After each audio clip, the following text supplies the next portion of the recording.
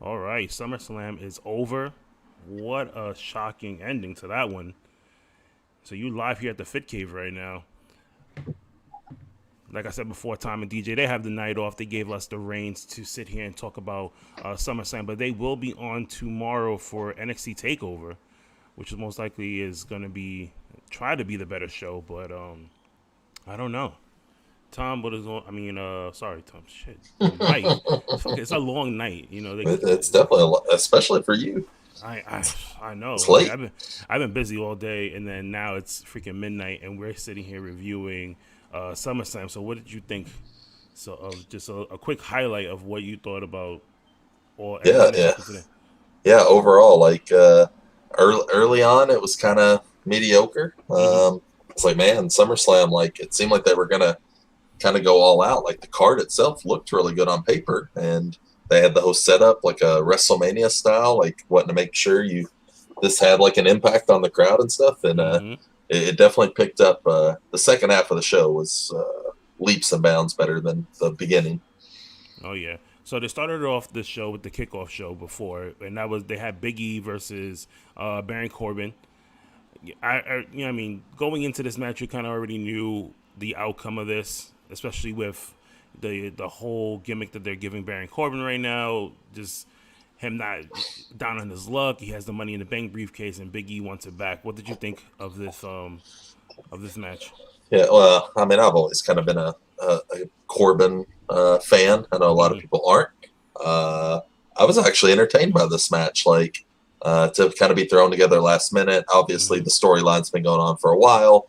It's a good way to put the briefcase back in Big E's hands. Now, I guess we'll see. Looks like it's going to be a bit longer before he cashes it in, unless he decides to go after Bobby Lashley or something. Yeah. So we'll see what happens. But yeah, not a bad match. Good way to start the show. The one thing that always gets me with a Big E match, especially now because he's a Money in the Bank holder, is those outside spots. He took that spot and he landed in the apron and just hit his chest, and Oh yeah, I was like, oh my god! I kind of yeah. just looked and just cringed a little bit, and then he did that dive out and he hit his neck, and I was just like, do not get injured while you're still holding on to this briefcase, because I can only imagine if he gets hurt, what is WWE gonna do as far as like a storyline? Well, yeah, and then like how long or will he get? Sometimes you lose that spot, you never get it back. Tyson's in the building. What's going on, Tyson? Giving a message over on YouTube right now. Yeah. So then we started off the show with the Mysterios. Was it Mysterios? No, it was RK Bro versus AJ Styles and Omos. Not for nothing. This match was pretty good. Well, I mean, you got four guys that can. Well, three guys that can definitely go, and then and almost is like we've talked in the past. He is pretty good for a big guy. Obviously, with them dropping the belts here, we're likely to see a return match probably tomorrow on Raw, not at the pay per view. Right. And at some point, Styles will go back to competing for the U.S. title and the world title, and we'll see what they do with Almost as a singles competitor, or maybe he goes back to a bodyguard type role, or mount, or just a presence. I don't know. Yeah, I would think that you would put him back in, at least put him back in the bodyguard role for Styles, and let him go off and try and go after some title. Because right now, for him to try and get over, like say with like a Bobby Lashley, I don't see that happening. But definitely, him going after like say like the United States title is something that I can see him going. I mean, the crowd love RK Bro, which is they got a huge pop, especially when they won the title. So I'm assuming that they're gonna keep this on Riddle and Yeah, Randy for yeah. for I a mean, you while did now. the well, yeah, because like you would expect, Randy's going to turn on Riddle at some point. Maybe we get the swerve, we get the opposite, like Riddle turns on him. But you Mm-hmm. had you had Randy RKO him like 2 weeks ago. Then they made up, and now they won the belt. So they're going to have a little run here with the belts, Right. um, which is smart. Like it just does something different. You'll sell some merchandise. It gives something for both of them to do because Orton's not in the world title picture or anything like that. You don't really need Riddle in the U.S. title picture right now. So yeah, and there's plenty of tag teams, some different people they can put them up against. Yeah. The next match on the card was Alexa Bliss and Eva Marie, which is to me was a really quick match. It was a bathroom break match at this point because you can't really have Alexa do too much in the ring and keep her there for a long period of time. And we already know how Eva Marie's wrestling style is. What did you think of this match? Yeah, I mean, they're still trying to. I think they're just trying to figure out how they're going to work around this whole Bliss storyline, especially with Bray not being under contract anymore, or at least not currently. I'm still not completely sold that he won't be back at some point. But yeah, I don't know. I don't know what they're really going to do with it. So, but yeah, I mean, it's probably the wrong person to have Bliss in the ring with. But you were trying to have a quick match and just be done for, I guess. Hopefully, they're done with them and move on to the next people. So. And what's crazy about it is there were reports that people were still chanting for Bray Wyatt in the crowd, and I don't really think WWE like they were scanning fans as they were bringing signs in, because we seen a couple of Bray Wyatt signs in the crowd. Hot take kid in the house, you know, I mean they piped down the noise, they piped down the fans there from chanting Bray Wyatt, but you can tell, especially everybody freaking posting online. I mean, you can't chant "We want Punk" anymore, so now you gotta "We want Wyatt." I know, right? So you gotta do something. I mean, there's always gonna be a chant. Sure. You know, if Bray Wyatt goes to AEW, then who's the next one that they're gonna chant for? We got Becky back. Yeah. You know. So yes chants eventually will go away, and we'll be back to what chants for Stone Cold, I guess. If we can only get Stone Cold to wrestle one more time, I'll be in heaven. God. Can you guys hear me? We good? Yeah, I can hear you. Yeah, we're good. Good. All right, what did I miss so far? Sorry. So we just finished up Alexa Bliss and Eva Marie. Any thoughts on that? You didn't miss anything. Man, that was terrible. Just terrible. You have so many talented women in this company, and that's what we get on TV. I know you're trying to do some kind of like, something extra, little kind of cartoony. You know, I was hoping for a little bit more from that match, especially because you kind of forget that Alexa Bliss is such a good wrestler. Like before all the Bray Wyatt stuff, I mean, she was a champion, multiple-time champion, and now it's just like her wrestling is like a third thing you think of when you think of her. Yeah, I mean, I think they're trying to keep as many women relevant on TV while still focusing on their two women's titles. So it's not the greatest storyline, obviously, but they're on TV every week. Yeah. So it'll be, like I was telling Kenny, it'll be interesting to see what you do next with Alexa, because you're going to move her on to something else. As Chris said in the comments, you kind of got to get Piper away from Eva at some point. They're going to turn on each other. Yeah, I thought that was going to happen tonight, and they just kind of like glanced over it. Like they, I don't know. Yeah, I mean, so the next match we had on there was for the United States title. We had Sheamus versus Damian Priest. The crowd loved Damian Priest tonight. Yeah, they were hot for him. They were hot for him, like throughout the whole entire match.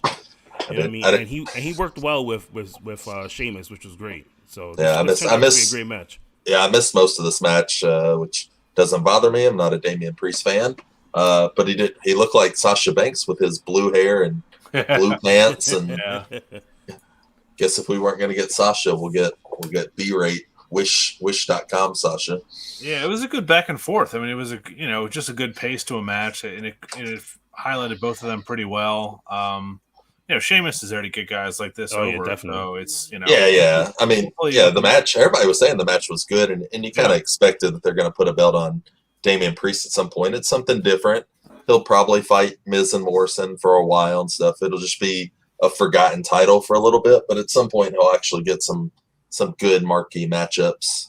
Yeah. So you kind of run the giving with it. Now let's just see how long, because we got Extreme Rules coming up, so I wonder how long that's actually going to be before they take the belt off of him, because you know how WWE is. Yeah, they did it with Riddle. Riddle lost the belt to Sheamus, which I thought he was going to hold the belt for a little bit longer. Like, do like a program just revolved around the belt. I miss these like triple threat matches we used to get, or ladder matches for the U.S. or the Intercontinental. They just kind of like, it's just a throwaway, and you can't, like, you could just use that belt to like highlight 4 or 5 guys and get some more people on the show. Yeah, I mean, they're probably I would assume they're just going to look at it and see what kind of crowd reaction he gets over the next couple weeks and decide, is this the guy you want with the belt? Because because he and another thing, I thought he got hurt throughout this match because dude, there he was, took there a was a headbutt point from Sheamus. That was fucking hard as shit. Besides that one, when he did the outside spot and he landed like right on his ass. Yeah. And it looked like it hurt really bad because he had to get up for like a good minute before he even like moved again to go into the next spot. Yeah, it was overall good match. I like to see what they do with him going forward. He's a marketable guy. I think he's toyetic, so you're going to get some. He has an elite figure coming out soon. We'll see. We'll see how they use him going forward. Well, and they'll rematch obviously, but I feel like these are two guys that are going to end up on opposite shows after the draft because I don't know that you really have anything for Sheamus outside of the U.S. title. So if he's not fighting for that, you almost have to move him to SmackDown or switch the IC title back to Raw and move the U.S. title to SmackDown. I mean, the draft is coming after this, they said. Yeah, it was supposed to be next week or September. Now I think they moved it to the beginning of October, so should be after this Extreme Rules pay-per-view. Okay.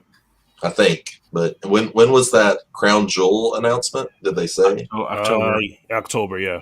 And that's if it happens though. Right. Did it actually say where it was happening? Like, or did they? Because so they could do Crown Jewel and it ended up being here in the States. I don't know that they're going to travel. They might, but maybe not. Yeah. One of the highlights that I loved about this so far, not going into this match, but just going in as far as like the way they had structured their commercials, is we finally seen more pictures and videos of 2K22.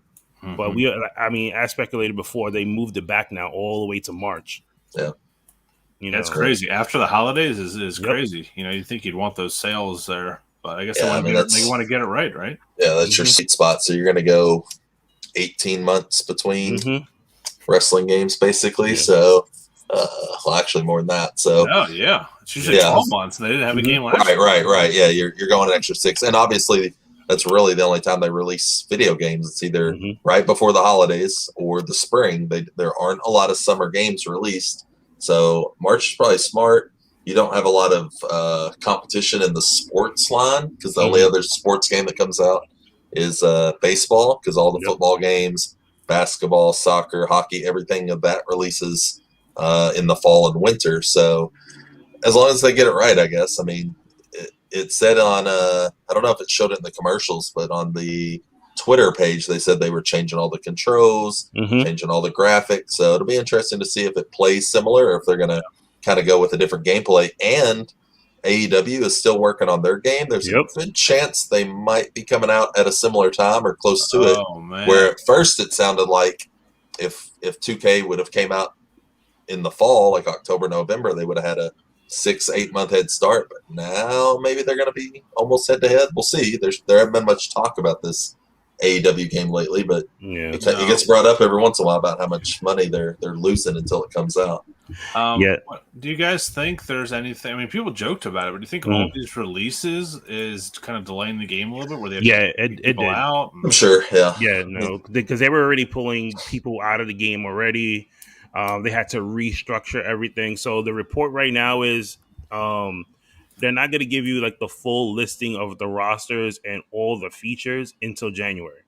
Yeah, there's a good chance it'll be like Battleground, where they put out the roster and then they were like, here's the possible add-on roster, and it was however many. It was a lot. It was like more than 40 people that got added after the game.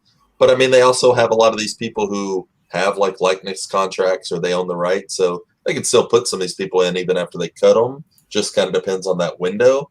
But it probably means you're going to get more legends than you normally would. Yeah. And you'll build around your female roster, your NXT roster. So the match. So after that commercial went off the air and everybody was talking about it, we went into the SmackDown Tag Team Title match, which is the Mysterios versus the Usos.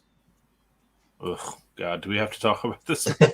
I mean, you can skip through this very quickly. The highlights for me, obviously the crowd loved the Mysterios and they loved the Usos. So it was like a back and forth between like who you were actually cheering for. The Mysterios' ring outfits was great.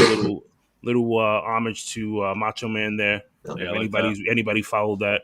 And I mean, we obviously knew that the Usos was going to win as far as like just keeping those titles on them until, I may say, like Roman loses, or if they lose and then Roman starts to lose, type of thing. So, yeah, they keep kind of tiptoeing around maybe this possible Dominic turning on Ray type thing. I don't know if they're gonna really do it or not, but it'd be interesting, something different to really do for it. But yeah, I mean, then all of a sudden you split them up, and then Dominic's back to a singles guy, and I don't think he can. I don't think he can. He's gonna have to talk a little bit better. If he's right. He's gotten better in the ring. I mean, he's pretty watchable. Like, my son loves him. So I mean, he's got 6-year-old kids around the world like enthralled. Right. But do you keep? But if he's not with his dad now, do you keep him on the main roster, or do you send him off to NXT to get his feet a little bit more wet? Well, yeah, that's it. He's only on the main roster because of who his dad is. Otherwise, this isn't somebody they're putting on TV. He's too green. He's been impressive at times, but yeah. Make an angle out of it. Have him, go back down there and get his ass kicked a couple times and build him up. Make him like a 1-2-3 kid type of baby face. It could work. Oh my god! Let's give it up for Rick Boogs. Rick Boogs. When he came out to the ring, the first thing that came to my mind was, and I think I texted you guys, and I was like, "Wait a minute, does Nakamura have a match? Like, did we skip this?" It's like you just wanted to put At first, it's like you just wanted to have the IC title or something on TV just to show it exists. I guess it was the only title. Was it only title wasn't defended tonight? I guess. Yeah, I think so. Yep. Yeah, besides that and the women's tag. Yeah. Oh, women's tag. Yeah, I always forget about that. Natalia's hurt. Oh, Natalia fought this week. It was weird. Yeah, it was. Oh, really? Yeah, she wrestled. She still grabbed her leg after the match, but it was weird that she's already back in the ring.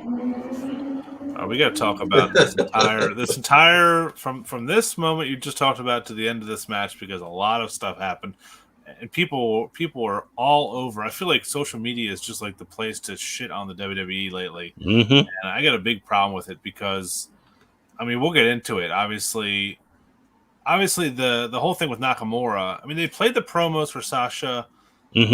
All through the morning, all through the pre-show, even before the match. They must have been waiting for her to get cleared or something. We don't know what's going on with her. We don't want to speculate, but obviously they want. If you announce Sasha's off the card, then it immediately makes everybody go to who's coming in. Yeah, is it Becky? Is it somebody else? So if you keep thinking people you're going to have the match. Everybody just assumes the matches, even though you have social media. If anyone looked at their phone, the reports were out there. There wasn't going to be Sasha tonight, but still, it helps with that element of a surprise. Yeah, there has to be a reason that the Nakamura didn't happen, though. No, well, I was thinking maybe it was just, like you said, one, it helped the timing. They could plan some stuff out. But I think also maybe it kind of, with the guitar stuff, it gets the crowd hyped up. Yeah. You just had a match. You go into that, the crowd's going and stuff. Maybe people go and take a piss because Nakamura came out, and then they're coming back and whatever, so they don't miss anything. How mad was the crowd when they announced that Carmella was going to be the one? It was so smart, though. Like, once it happened, it was like, it's genius because they were so deflated that it was Carmella. We saw this match 24 hours ago. Yep. Yeah. Because they've wrestled. They've wrestled a total of 9 times so far. Yeah. Wow. Well, that's it. You've cut so many people and you have the same matches so often, which is a lot of people's biggest complaint with WWE right now is the same matches happen week in and week out. So then the man comes back. Becky Lynch returns to WWE. The crowd goes crazy. Reports were going in that they were like literally everybody in the building was on their feet for Becky Lynch.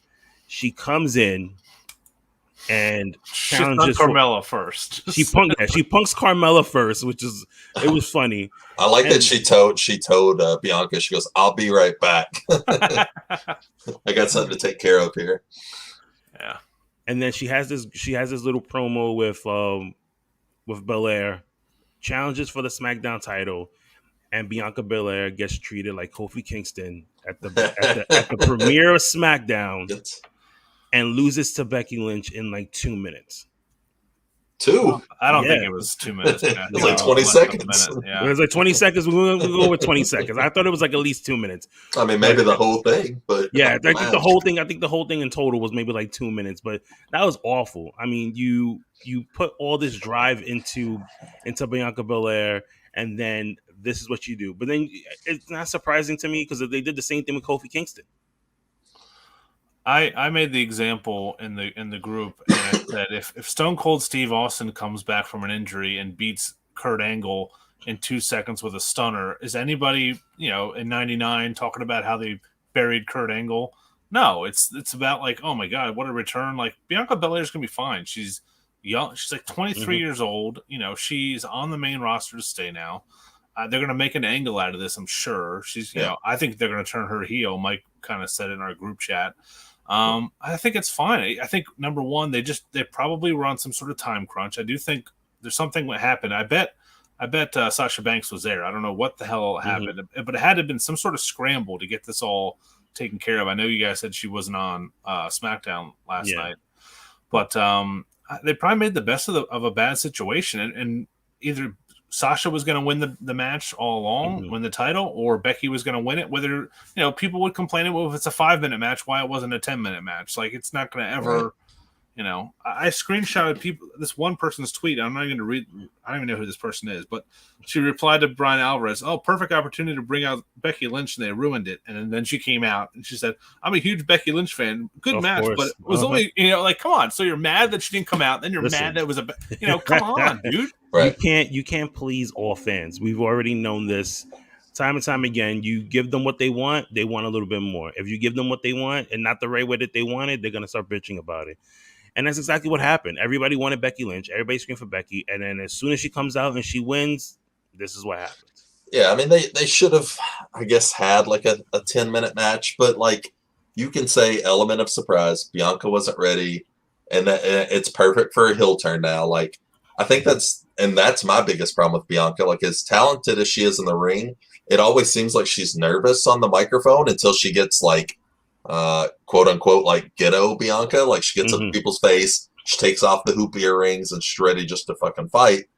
So like she had this moment with Becky and then it was just like instantaneous over. And I'm like, well, you had to have Becky win. If you had a match and it was, they're going to fight. They're going to fight multiple times. They're going to fight again. Bailey's out. Sasha will probably be back in like, let's say 2 weeks. Let's say it was a COVID thing because we don't know. She'll be back within like 2 weeks, maybe even less, because if she's already been out for 7 or 10 days, she was probably right on the fence anyways, if that's what it is. But beyond that, I mean, what other women do we really have on SmackDown? It's not going to be Zelina. It's not going to be Carmella. Like, till you mix things up, whatever happens with the draft, obviously. So, yeah, I get where people are hurt over it and stuff like that. But at the same time, like, it was last minute probably. And I don't think it got its point across. I don't think people remember how over Becky Lynch was like a year and a half ago. She was the biggest women's wrestler ever. Right? I mean, has there ever been anyone? I mean, she was over than the entire male roster for like, remember they had to like put her in a tag team match with Seth Rollins to like get people to cheer for him. Like, and if Bailey wasn't out, I feel like she probably would already have won the belt back from Bianca. So Bianca was just kind of holding this for that. And she's going to be great. She's still going to be in matches.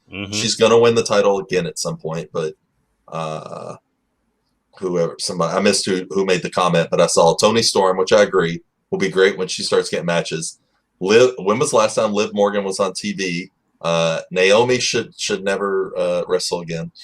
She's terrible. She should be with Roman and that is her only opportunity is to be part of that family. They need to repackage her. Yeah. I wish they had the Hurt Business still there. She would have made a great addition with the Hurt Business with MVP. I think MVP has been helping a lot of wrestlers in the back, and especially with Bobby Lashley. So if you was to put Naomi with MVP, he might end up just saving her. Yeah. Yeah, I get it's kind of like the New Day thing where it's like Mm-hmm. Naomi sells too much merchandise with like all the colors and the lights and stuff like that. Because I think if they turn her heel, she's going to be too much like a Tamina type character, where Right. she seems more like a security type person. Like she just has no personality if she doesn't have all the lights and cameras and stuff all that stuff. So it would be cool to see her as a heel row. It would be different, and I think it'll help her. But she's kind of stuck in that. I think Chris in the chat said, I just hate that whenever someone loses a match, they're buried. Like, when did this start? You made the perfect point. You said we don't bitch about this when it happens in a Money in the Bank match. People cash in Money in the Bank and win 2 seconds later. We're not bitching about that. I get they were just in a match. They're tired and stuff like that. It's a little different, but it's still the same thing. Like, someone came out. It's the most dominant woman you've had outside of maybe Rousey in the past 5 years. She's gonna come out and beat somebody. So she hit. I guess that's a new move. I've never seen Becky hit that move, but of course Michael Cole knew the name of it. Of course. And you know, that's the one thing that I hate that WWE does. Like, if this person just got here, there's no way in the world that you should already know what the freaking finisher move is. Like, surprise it. Like before, like when Cena came back and he was sitting there, you know, and he did that move that he learned. No one knew the name of it. They didn't even say what the name was. It was like, oh, he just debuted a new move. What is that? And then later on the following week is when they found out what the damn move was. Yeah. It's like knowing who Malachi Black's name is, even though you've never even seen him wrestle before. He's not the same guy that I knew before. So I mean, I think it won't do anything to hurt Bianca. She's gonna probably be the number one contender now for the title. They're gonna run with that. I mean, Becky's gonna come out on SmackDown. She's gonna cut an interview. She's gonna get her time, and then Bianca likely is gonna come out, or Sasha. That'll probably be the problem, is if Bianca doesn't immediately get put in like a rematch. That I could see people being really upset about. But Sasha was also supposed to get a title match. So do you turn it to a triple threat at Extreme Rules? Do you make them fight each other for the number one contender? So they said in the comments, it's like, when you lose that way, you ruin someone's run. Back in the Attitude Era, things were different. Everyone was over, and they took the title from a bad guy. I mean, nowadays, I think before, I would say, the Attitude Era time, you would, if you fuck somebody over or bury them, they kind of just like fall to the wayside. But now with social media and everything else like that, people just like, they bat for themselves at this point. You know, I mean, title changes happen way more frequently now than they used to. I mean, people used to hold belts for 6 months to a year or plus, but you also used to only have 4 or 5 pay-per-views a year, pre-Attitude and stuff like that. So now everybody's, I mean, Charlotte's won 12 titles in like 7 years. Like, let's not pretend that Bianca Belair was on some magical run or something. I mean, she hasn't done anything bad, but she's also 32 years old. She was fighting Zelina and Carmella. Like, outside of like the Bayley stuff, which Bayley carried the company outside of WrestleMania for like the last year. So. Yeah, I mean, I don't know. I think we look at things like rose-colored glasses, but she's 32 years old, not 23 years old. She's a little bit older than I thought. I'm okay with this in the comments. Yeah. Like Becky clocking her like that, they could easily make Becky a heel, but Becky is so over, and you just put the belt on her, and the crowd erupted for her. It'd be hard for her to be like stick it and stuff like that, but she could. It'd be great if she was a heel. Then you don't have to change Bianca, but kind of like Bianca more as a heel. So let's see what happens next Friday, where Becky Lynch is going to make another appearance, and everybody's going to go crazy, and then they'll bring out Belair to sit there and confront her again, or maybe, you know, Sasha Banks will have the clearance and she'll end up showing up on Friday. Yeah. Even like the way they announced Carmella in that match. Like the announcer, it almost just seemed like he didn't know what was going on. Like maybe outside of maybe Michael Cole, no one knew Becky was coming out type thing. Right. So it just seems so thrown together. But obviously, it's not the CM Punk ovation and stuff last night. But I mean, the fans reacted to Becky. but we didn't know Becky was coming out. We were hoping Becky was coming out. Everyone knew CM Punk was coming out last night. Exactly. So. Why did they not just have her knock the shit out of Bianca out of the ring, have her do that finishing move to Carmella and make it like pretend it was a three-way match? Yeah, they could have done that. Have her pin Carmella, and then Right. you get the title. You don't make Bianca lose. Mm-hmm. That's what we were talking about. That's why I figured Carmella was down there, and then they just it's like Carmella was in the match. Carmella all of a sudden got kicked out of the match. Like, I guess you can say Carmella was still in the match. He was just unconscious outside the ring. Imagine if they give Carmella a rematch first. Jesus Christ! I didn't get pinned, so it's not. I'm number one contender. I could only imagine what the fans are gonna bitch about anyway. Yeah. So the next match we had Drew McIntyre versus Jinder Mahal, which I still don't get why they made this match at all. Why they have the storyline so late? They should have did this when Drew was champion, which would have made better sense. Yeah. You know, the same way like when they had Heath Slater come back for that one appearance and he was just like, he got that little title shot between Drew and then they hugged it out. You know, they could have done the same thing with Jinder here at this point. This made no sense at all. I was just waiting for him to use a sword at this point. It's just to keep him like in the mind's eye of people and like give him a win because he's been kind of on a losing streak. Sure, yeah, it's a win on a pay-per-view without being involved in the title picture, and it's a dominant win against not technically, but a former champion. So you make him look strong. He may not be in the title picture, but he's still going to be like main event matches. Right. I don't know who he fights next. Like nobody. He's just gonna go out there and start stabbing people with the damn sword. That's all I want. See, I think he ends up on the same show with Roman because I think Drew fights Roman for a while. Obviously, Roman's not losing to people like that. Right. Who's Roman gonna lose it to, man? I don't know. I don't know. We'll get into that at the end of that. We'll get into a little teaser. A little tease. The match after that was the Raw Women's Title match. That was Nikki Cross, Charlotte Flair, and Rhea Ripley, which to me this match is boring. Really? I did not enjoy it at all. I mean, Charlotte carried both of them at this point. Yeah. You know, Charlotte's just padding the stats now with the titles, right? I mean, come on, she loses it, she wins it back every 2 months. I don't know where you go with her here now. I'm tired of. I don't even watch Raw, and I'm tired of seeing Charlotte wrestle Rhea Ripley because every time I turn it on, they're wrestling. I turn it right off. Yep. I've seen them wrestle 8 times now. It's like the two people like when we was in high school, and these two always wanted to play each other in the basketball court. That was like, oh, we're gonna give it to you. We just gotta get this one-on-one match in here. We gotta get this one. We gotta get this one game. And we're like, but come on, I want to play. That was dumb to me because I've seen it too many times. Yeah. And also on this one, people complained about Nikki winning the title, and now they're complaining about her losing it too quickly. What are you gonna do? Fickle. Nothing. Yeah. No. Yeah. There's just I don't know who she fights. Like, we don't want to see her fight Rhea again, but who the hell is there? Switch Rhea over to SmackDown or something. They need to. I mean, it's obviously moving people around.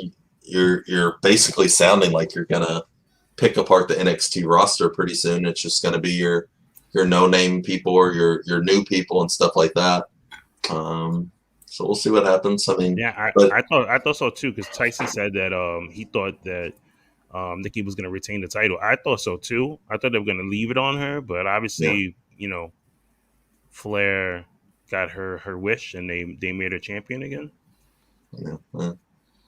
No pleasing fans. They are the worst. Yeah, we're the worst. I agree. We are terrible. You can't please everyone. Everyone will be hating CM Punk next week because definitely lost or missed a move or something. Oh my god! Next match on the card was Seth Rollins versus Edge. Man, let's talk about that entrance. Oh, let me tell you something. From beginning to end, this match was the match that I wanted to see, and they did not disappoint. Yeah, Seth Rollins comes in with this whole Jimi Hendrix vibe outfit going on. We get the Brood entrance from Edge, and of course he gives everybody what they want because my kids was just like, "What is this?" And I was like, "The Brood," and I was like, "But he has a new entrance theme." And then he came out with the one that everybody knows, and they was like, "Oh, okay, now that's Edge that we know." But Oh my god. I'm glad he changed it up midway through and played, Yeah. the normal music.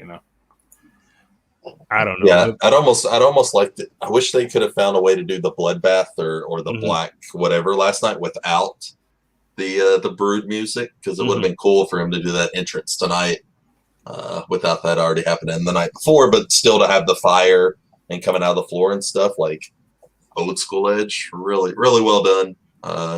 Definitely for me, I guess that's match of the night. And you get two guys that can obviously go that are very similar, work well together. So for Edge to come back from what he came back from, still a very entertaining guy that I'd like to see fight. There's plenty of people on the roster for him to fight, and it's very similar to the CM Punk thing. Like, for as long as he was away, Punk wants to fight all these young guys and put them over and have storylines. Edge can do the same thing, but really he's only fought Orton and Seth. Yeah. So, Roman. Yeah, so many. Yeah, Roman. Yeah. Well, we've been wanting a CM Punk Darby Allin match for weeks now. It's finally given to us. When I dream match for at least 10 days now. So when I think of CM Punk's return, and I said to myself, you're gonna go to AEW. There's a list of people that I want, and Darby Allin is on that list. He was number one in my eyes. He's a class act. You know who's going to be second? It's going to be like Orange Cassidy. He's just going to start burying anyone that's not like the world champions. This is what's going to happen. They're going to put him against Darby Allin. He's going to win, right? And then the next person to go up against CM Punk is Ethan Page. Yeah. Okay. Watch. That or Punk will be tagging with Darby the next week to fight whoever did a run in and try to take out. It'll be or it'll be Scorpio and Ethan Page. For some reason, they give this 2.0 guys every fucking legend. Whose balls do they suck to get a match with Sting? They felt so bad. No, but it's that they felt bad for them. Remember, one of the guys' wives was pregnant, and you got fired from NXT. You get to come fight Sting in AEW. Not to get off subject, but but I want to talk about because Edge has been great in his comeback. How do you think CM Punk's going to do compared to like Edge? Do you think obviously he's probably been training to get back into the ring? Well, he was already working because of an injury. Yeah, he was working on that show, so obviously he was in shape and wrestling to an extent. But I still only believe he's going to fight 10 times a year, 12 times a year. Like, he's not going to fight every Dynamite, No, he's never going to be on Dark. He's not going to be on, if he's going to be on Elevation, is that what it's called? If he's going to be on that, it's going to be like to cut an interview. He's only going to fight on Dynamite at best and the pay-per-views. So I say keep him like Sting and only use him here and there. Let him come out. You can see him, but wrestling wise, a couple here, a couple there. And the build, obviously the build is for in the end. He's going to want to fight Kenny or MJF. But if you have him beat MJF, you just like instantly kill the thing they've been building for 2 years as like their homegrown guy that's basically undefeated. So WWE gives us more announcements. I felt like they were giving us so many different announcements because they were trying to keep up with what happened at Rampage. Yep. Rampage, not Elevation. Yeah. And letting us know that Money in the Bank is going to be on July 4th, right back in that same stadium in Las Vegas.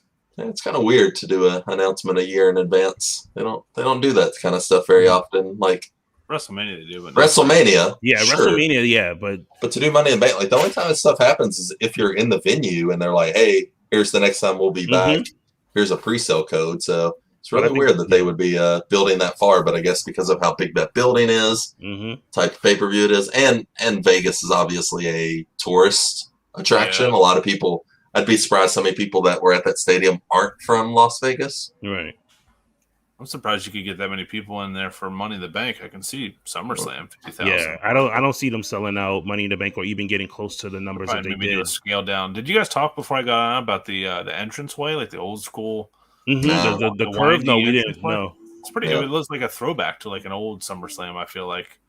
You know, it was like kind of narrow and like had like a curve to it. It was cool. Yeah, and I don't know if that was like because that was where they had their only entrance to get them down. Kind of like they always had that issue with like Madison Square Garden, and when they've done the baseball stadiums, they'd have those weird entrances. And then of course like all the issues they had tonight, like not being able to do pyro, and then like stuff that happened in the stadium, like concession stands and toilets and. Sounds like quite a clusterfuck. So they had their own Friday the 13th going on over there. Was this the first event there ever? I mean, they haven't. No, they've had other events there, like concerts and stuff. I don't think they did. They have a concert there. I'm not too sure. I thought the like Garth Brooks concert maybe was there, right? But I think they had issues there for that too. So because they haven't had football, I don't know that they really had a full stadium or did much with that. So. Yeah, maybe they were overwhelmed. I don't know, or shit just happened. So that's wrestling fans for you. Yeah. Oh my god. Then we had Bill Goldberg versus Bobby Lashley for the WWE title. Oh, god. Not for nothing. And Tom is gonna kill me about this one. But Goldberg looked pretty good though. Yeah. In the beginning of the match, he looked good. Yeah, there was like a spot where he threw Bobby in the corner, and I think Bobby went to like put up a boot, like he was going to run into a boot, and Bill wasn't expecting it. And then after that, he was kind of thrown off. But yeah, up to that, it wasn't bad. Like, I mean, two powerhouse guys, so they were just kind of trying to go back and forth. But hey man, it's 1 a.m. Tell that kid to go to bed over there. This is like saying like the hottest girl that works in McDonald's. That's what you're saying right now about Goldberg. This is his best. I mean, if this is his best match, if this is the best he can do, we're in trouble. I was hoping for just a squash. Oh, I was hoping. I was hoping for that. I was hoping for that too. But if you guys said he's got one more match on his contract, he's in until 2023. So yeah, we have Goldberg for a while now. Oh man, he has one more match, and then before then, or no? I think he. So if the rumors are true, when they go to Saudi for Crown Jewel, they're hoping. Well, the people down there, they want to see Goldberg versus John Cena. So that is the rumor match that they're going for the main event is John Cena versus Bill Goldberg. Yeah, at least you wouldn't have to worry about Cena not being able to like pick him up and throw him around if need be. But that just doesn't sound entertaining at all. No. I get the hype and why they would want it because they're like handpicking their heroes and who they know and stuff like that. But yeah. Oh my god! But afterwards, coming close to the end of the match, we got full heel Bobby Lashley going crazy, destroying Goldberg's knee, giving us a bullshit finish with the ref just stopping the match. Which at that point you could have just let him pick him up, did a Rocky moment. 1, 2, 3, pin him, and that's it. No, Goldberg not willing to take the and I think that's what it was. I think it was Goldberg to say no. Like, I'm not getting pinned. Like, you need to do something else. I mean, he gets pinned every single match. I mean, so yeah. I mean, you got MVP there. You're trying to interfere. You're trying to have some kind of finish where it doesn't come off too bad. The match was probably longer than it should have been, anyways. But like trying to play off that leg injury and stuff like that. I mean. Bobby threw him against the post on the outside and stuff, so it had a build for the injury, but to just kind of stop it, like Lashley should have just kept going off on that leg. You could have disqualified Lashley for beating the shit out of him. Instead, it was Goldberg not being able to finish. It's kind of a terrible way to end a match like that, especially a title match. Oh God, I wanted to call Tom when Bobby put Goldberg's son in the Hurt Lock. I was like, oh boy, here we go. But he didn't put him on there long. Knocked him out really quickly. I mean, he could have sold it. He could have sold it a little bit better. But. That's a high school kid. Bobby's going to jail for assault. Yeah, that's come on, man. That's somebody's kid. No. Tom loved it because he was going crazy in their freaking group chat. That's why they had the show on Saturday. Otherwise, Goldberg's kid would have school tomorrow. Yeah, true. They built this around him. Social studies class. Oh my god. Then we had the main event. This is the last thing we're going to talk about tonight. The main event, we have Roman Reigns, the tribal chief, versus John Cena. John Cena coming out with a whole new shirt. There's no "you can't see me" in the back. He has his wife in the crowd. Once I saw his wife there, I literally thought, I was like, he's going to win the title. Yeah. Oh, I didn't see his wife. Yeah, she was the only. It was only him and her that was wearing that damn shirt. Oh yeah, they probably got the only two. Yeah, they bought the NFTs, I guess. They dropped that $1,000. That $1,000, yeah, man, fucking $1,000 box. I'll give you, Kenny. I'll give you $1,000 if you can pronounce her last name. His wife. His wife. I don't even know his wife's first name. It's Shay, and then it's like a 40-letter last name. While you guys talk about that, I'm gonna look up her last name. Shara Diaz does it. She's beautiful. I mean, so good on him for that. But yeah, I mean, I think it was a pretty good match, man. I mean, I like the back and forth. I like the kind of like Cena trying to get like a cheap 2 count. You know, I can't pronounce the last name. Oh yeah, it's hard. They've sold 26 shirts. All right. Wow. Okay. Started at 500, it's down to 474. They're gonna make $500,000 off the shirts. Yeah. Well, I mean, you get an NFT and a collector's box, but still $1,000. That's crazy. On top of that Vince McMahon shirt they were selling for $100 at the venue, and you get a $100 bill with that, right? Or $1 billion bill, something like that. Yeah. I don't want anyone to do this now, but I need someone at some point to explain NFTs to me. Are they all like everyone that they bought would be a different picture? I guess. Yeah, you basically own a video clip, basically. Mm-hmm. And do you get what it is, or like, from what they were saying before, somebody had explained it to me. It's like digital art. Yeah. So it's like taking the Mona Lisa as they were painting it and putting it on this thing, and then you can see like the full development of it. So now they're giving you like a clip of like a historical moment in sports.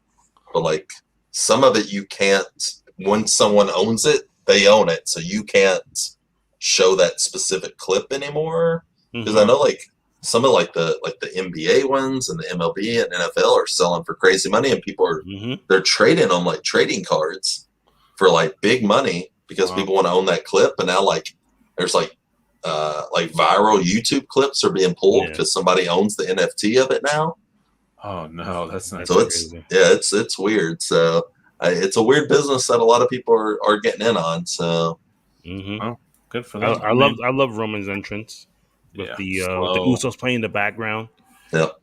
Showing unity. I love him whispering to Heyman and then him sending them away. Right. Roman can't even be bothered to tell them, No, this is your job. That's below my pay grade. Yeah. So I mean, Cena with the cool Mario tribute shirt, all the titles on the back, and then like you said, the entrance for both of them. Crowd was hyped for as long as the show went, for almost 5 hours. Like, crowd was into it still. Yeah, the only dead spot was that Eva Marie match. I felt like that was one right. Did. Yeah, so like I was telling Kenny, like as kind of mediocre bad as some of the beginning of the show was, the second half was really well done. Like that women's triple threat was actually really good. Edge and then Cena, Roman, Edge and Rollins, all pretty much bangers. So yeah, and then obviously we have the match ends and Cena rolls out of the ring and back-to-back pay-per-views, right? Was that when Cena came back? Was that the last pay-per-view? Yeah, it was last month, yeah. Yeah, so the music hits and the Beast returns. Oh, yeah. Good question from Tammy here in the chat. Never doubted that Roman would win, but where does Paul Heyman's loyalty lie? That's a good question. Exactly. For a quick second, I thought Paul might hit Roman with the title, and that could happen in the future, but they're going to give us a tease for a while. But you would have to turn Heyman face with you can't make it where Roman goes back to a face. I think at some point Roman's going to be a face, but he's so good as a heel. Yes. And then and then of course Brock like raising his hands. He was trying to get the crowd to cheer him and stuff like that. I will say there's some videos on Twitter right now. After it went off the air, Cena went to Suplex City. So Brock sent the crowd home happy with Cena getting dominated. Boy. Oh, nice. So I don't know if that's just something they did for the crowd or if most likely. Yeah, we're gonna get that Brock type thing. And what's this say for Cena? Is Cena done on TV for a while? Are we still gonna see Cena? It was the summer of Cena. Is summer over? We're past SummerSlam. No, but he's still gonna he's appearing at the SmackDown in New York in September. So yeah. But I love the whole fact, like when Brock came out and he went to Paul. And he was just like, "What are you doing?" Yeah. Like, I didn't see that. Like, why are you here? Like, Yeah. it's almost like catching your girlfriend and you're looking at her like, "Yo, what are you doing?" Like, Yeah. seriously? I mean, Yeah. all those pictures have been floating around of Brock at these events and stuff, like with the beard and the ponytail and stuff. And I guess everybody thought coming back he would go back to the old Brock look, but now he comes out looking like the farmer, the Viking and stuff like that. So, and there had been the rumors that Brock his contract had expired. People thought him, Punk, and Daniel Bryan might all end up in AEW, and that would have that'd been a huge get for them. So I love seeing Brock back on TV, even if it's for a short time. I know some people hate it when he wins the belt, only fights a few times a year, but if you really look at it, he's probably the most dominant person they've had in the last 10 years. Now, obviously, Roman in the last year is trying to challenge that, but always entertaining to see those two together. Final thoughts of the pay-per-view. I think it was better than a lot of people have kind of say it was. I mean, was it the best SummerSlam of all time? Probably not. No. We had two really good returns. I think I like the setup of it. It flowed really nice. Like it didn't feel like it was bogged down at all. I know there's a couple like comedy things here. I love the Xavier Woods NWO Scott Hall look. That was pretty funny. That was funny. But then you nix that with the Miz and Morrison. Oh my god! Yeah, the drip stuff. So yeah, I mean, I think they were hamstrung here with a couple injuries and a couple other things, but overall, it moved the storylines along. We had, the ending at the end was what you wanted. Exactly. You get a big return, you get a big title match, two of the biggest names in probably the last 30 years of wrestling. So yeah, good. Well, you have your three biggest. Well, if you want to count Goldberg, I mean, you get your four biggest names outside of some like a CM Punk or Daniel Bryan, all back on WWE TV right now. So, like Kenny said, as like bad as the Eva Marie, Alexa Bliss stuff was, and even like the people who were disappointed in Bianca losing that quick, like maybe WWE has got an eye on AEW, but we talked about this off in like the chat, like this is sports entertainment, not just straight pro wrestling. So WWE is going to do their own thing. They're not overly concerned with what AEW is doing, but they're going to have an eye on it. They're going to do what it takes to make sure they're still number one, but competition is going to fuel both of them. So I hope WWE kind of continues on this trend. Like I do want to see some changes. We're still going to see some of the stuff. We're going to see the comedic stuff. We're going to see not just all wrestling, but I feel like with maybe what happens after NXT, maybe tomorrow, because tomorrow could be like not so much a go home NXT type thing, but I think there's going to be a lot of things happening over the next 6 months, maybe. I hope something good. Just think about all the names that weren't even on this show. You don't have Sheamus, you don't have Kevin Owens, Sami Zayn. There's probably 15 other people I can think of that are like Finn Balor, like, Ricochet. Yeah, these are guys that, AEW would freaking cream in their pants to get these guys on in their main event, and we can't even fit them on the SummerSlam card. Right. We wonder why we're releasing NXT guys. I mean, where are those guys going to go? We can't even get all the fucking stars onto the, a pay-per-view that's 5 hours long.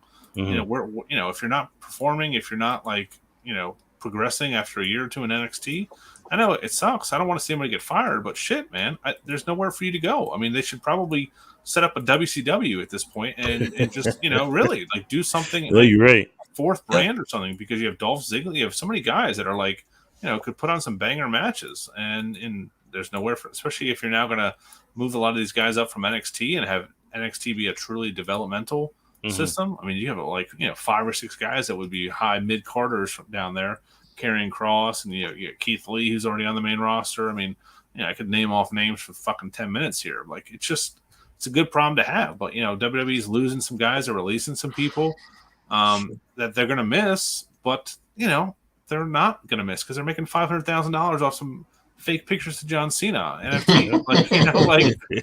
They're fine.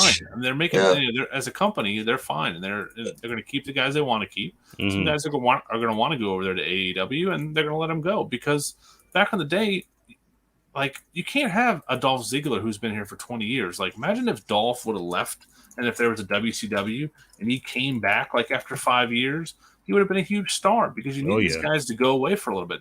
Drew McIntyre was nothing. He was a fucking jobber. And he built himself up in the Indies. Yeah, built himself up, and you need that. I mean, you got to have like a break from these guys. You can't like we're going to watch Rhea Ripley wrestle for the next 20 years because she's only like how old? Like, no, it's going to get old. It's like going to get stale. There's only so many people you can wrestle. Like, and I hate everybody that debuts in AEW has to like focus on their time in WWE. Like, what so bad happened to fucking CM Punk? Like, he was like the longest on record champion. Two money. Yeah, he won the Money in the Bank twice. Like, come on, bro, you made a lot of fucking money off that company. Like, maybe they did you dirty on the way out, but like, you know, that's what billion-dollar companies try to do to people. Like, sure, exactly. But it's just a way to get the crowd to cheer for you and stuff like that. But with Daniel Bryan, do something like if he shows up there, just do something different. Don't have him come out, you know, at the beginning of the show, the end of the show, just like, you know, come in the middle. He's going to say he wants to wrestle. He wants to wrestle the people there, and that's what's going to happen. Yeah, I don't think he's going to be the bitter type person because he left probably on good terms. Yeah. Eventually, he'll come back or Hall of Fame stuff like that. Like, he's just to the point in his career. I fought all these guys, just like Punk. He's like, I fought all these people pretty much that mattered. Might as well go to AEW. So, and like you said, the more people WWE releases, if AEW keeps signing these people, the people that matter or we thought mattered in AEW aren't going to be on TV or aren't going to be on the TV that we watch. Like, no one's watching Dark.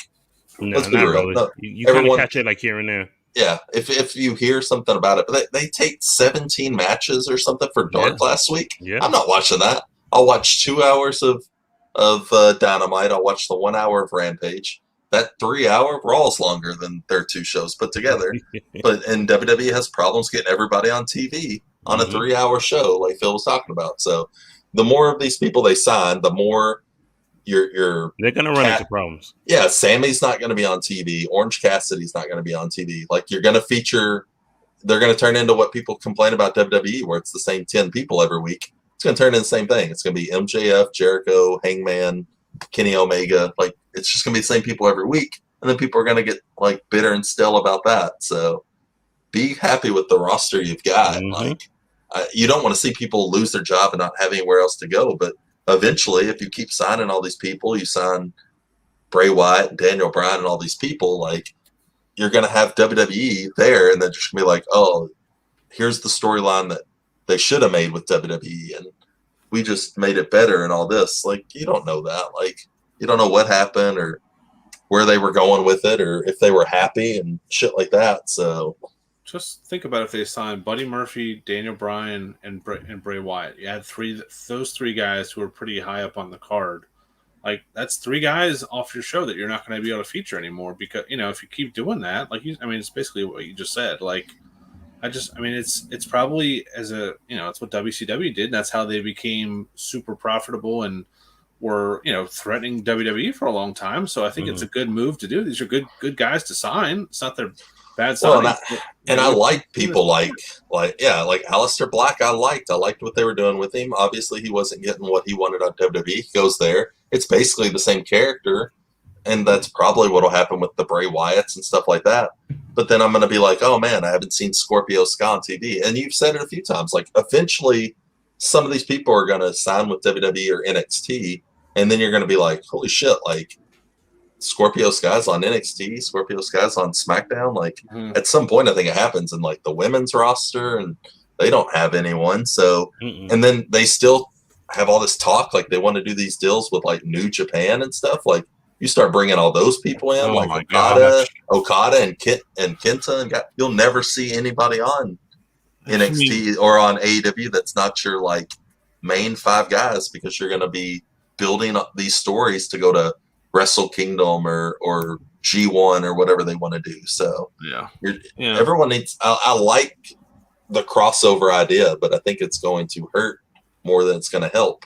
Like, yeah, you help get some names out there, but I'd rather see AEW guys show up on Impact or New Japan or NWA to help build those businesses than have all those guys show up on AEW. Obviously, AEW is number 2, and their goal is to be number 1. But I think it's going to get overwhelming at some point. they're trying to do too much too quickly. Yeah, that's the AEW's thing. They just like now they have like Orange Cassidy comes down the ring with. I think we talked about this the other day. Like Orange Cassidy just comes down to the ring with somebody now, like Chris Statlander or somebody, and just that's like it. doesn't have a match, and just like that's their like okay, we got him on the show. Like check the box off, like right. And all these stables, like you got Will Hobbs and some of these guys in stables, and like oh, that's to get everybody like some experience. Like they're not focusing on anybody, so then no one matters. Like you got a stable fighting another stable. Mm-hmm. Get all these guys with QT Marshall. Like I used to say, man, I love the days when WWE had stables, but now there's probably 10 stables in AEW. Yeah. I could probably name them all for you right now. Like the Death Nobody Triangle, has a problem with it. Kenny's group. Like there's so many different things, and like oh my gosh, I can't keep track of them all. And then none of them, they're just all fighting each other, and whatever. So I mean, people are watching, people are liking it, and I probably watch AEW more than I watch Raw and SmackDown. I just think there weren't numbers for last night yet, right? I haven't seen anything because I know sometimes you see them. Yeah, sometimes you see them pretty quickly. So I don't know what kind of number they'll hit. Like 1 million seems kind of high, but I feel like a lot of people probably expected that Punk thing to happen at the end of the show. It was kind of smart to do it at the beginning so he could talk as long as he wanted, and then it'd fill the show the rest of the way instead of having to cut him off at that last minute. So, and then obviously Dynamite this week should easily be over 1 million, but will they keep that consistent? Like you start advertising, hey, Punk's going to be there, this guy's going to be there. Right. So if they're going to keep those consistent numbers in Challenge, but to me, it's two different things. Like as much people want to be like, oh, they're at war with each other. It's two different products. They're on two different days. If you make time, you can watch both and you can enjoy both. Yep. But people would rather shit on it and only cheer for WWE or AEW and not WWE, so because it's not the same product. It's so different and it's sports entertaining. I don't like it. So I that tweet from Meltzer. That tweet from Meltzer is like dripping with like, geez, did Tony Khan write this tweet? Like it's like all these guys, like the Sean Ross, all those guys are just like anything that WWE does, they're totally like critical of it. Like, I never seen him be critical of AEW ever. Yeah, but I like the thing Punk said, like that he signed with AEW almost based off just like the Brody Lee news not getting out. Like you have all these people on the roster and no one knew that Brody Lee was sick, like in the hospital. Like but you could say the same for, I mean, he's probably friends with all those WWE guys. I mean, those guys, he probably knew these guys even longer. So I mean, just that's the rest. That's cool for both companies. But yeah, it makes sense. That is cool that even like the producers or any of the back. I think they trying to play it off as like this family type relationship that everybody's close knit and stuff like that. I mean, you start as a small time company. You're trying to build. All these guys are getting paid decent money because Tony Khan and his father have all this money to throw around. And like you said, all these people aren't even wrestling. They're just going to get paid to stand there until some of them would rather wrestle than make the money. And that's where I think eventually you'll start losing people to other companies. Exactly. You can't be buddies with all these guys. I mean, I know he probably tries to be, but they're going to all come to you and want, well, I'm not losing to him. I'm not losing to him. I want to win. I want to, Right. So it's hard. Okay. Yeah. So Phil, do you have anything coming up this week over at the Fig Cave? I got to get a good guest for this week. We got a fantasy football preview of quarterbacks we did on yesterday, and then we're doing running tight ends on Monday. And I think I'm trying to do an interview with Sean Welch, I think is his name. He's a figure photographer. Okay. He does it for Mattel, I think. He does a bunch of cool stuff. I think it's Sean Welch. So cool guy. So yeah, just did that Steve Ozer interview last week. Had Robert Rudman on. I know you got some big stuff. That Mickey James interview was really good, man. Good job. I have Just Incredible coming in. Oh, sure. This week, and then I have Owen Anderson coming in as well. Oh, nice. So we're gonna talk a little bit of Mountain Dew. Nice. I know the boys have their podcast coming up. They'll be on tomorrow, so they'll plug it in more. They're covering NXT. Most likely, all of us will probably be on again too. That's a good card for tomorrow night. So should be another banger. Oh yeah. See Samoa Joe win the title. That Dakota Kai, Raquel Gonzalez. There's some good matches. So and it should be obviously a much shorter match or shorter card. So not on at midnight 1 a.m. which should hopefully be on hours before that. I would like to be sleeping at this time. I bet you would. Yeah, you work long hours, man. It's, Yeah, at least it's a Saturday. It's a Saturday, so that's good. Yeah, I almost wonder before we go if they want to do more of this Saturday pay-per-views. They It's should. the first time since '92, I think. Right? Wow, really? Yeah. I mean, it's Saturday. Yeah. And I guess it was all built around where are the Raiders play a preseason game? Because if they're doing that, they'd have to tear all this stuff down overnight. Yeah.